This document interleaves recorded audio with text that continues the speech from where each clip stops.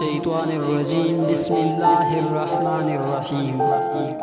ہارون الرشید کو پیاس لگی، اس نے پانی مانگا، ٹھنڈا پانی لایا گیا۔ عرب اللہ حضرت ابن سماک رحمۃ اللہ تعالی علیہ وہاں موجود تھے۔ وہ کہنے لگے ہارون پانی پینے سے پہلے میری بات سننا۔ پوچھا بتائیے۔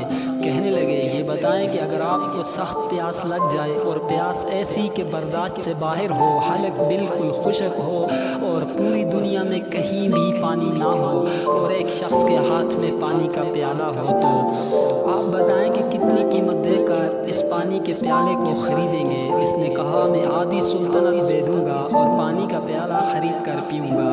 انہوں نے کہا اچھا، آپ نے پانی پی لیا اور پانی پینے کے بعد اگر پیشاب بند ہو گیا، نکلے نہیں، اور جانتے ہیں کہ پیشاب بند ہونے کی حالت میں انسان مچھلی کی طرح تڑپتا ہے، اس سے برداشت نہیں ہوتا، تو آپ مچھلی کی طرح تڑپنے لگیں۔ ادھر ایک طبیب جس کے پاس ایسی دوا ہے جس سے پیشاب ہو جائے، تو آپ بتائیں اس طبیب کو کتنی قیمت دے کر وہ دوا خریدیں گے؟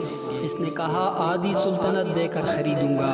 انہوں نے کہا اس سے معلوم ہوا کہ آپ کی یہ پوری سلطنت کی قیمت پانی کا ایک پیالہ پینے اور پھر اسے جسم سے نکالنے کے برابر ہے، جبکہ تو نے زندگی میں ہزاروں پانی کے پیالے پیے ہوں گے، تو تم نے اللہ پاک کی کتنی نعمت استعمال کی ہوگی، بتلاؤ اس کی قیمت کیا ہوگی؟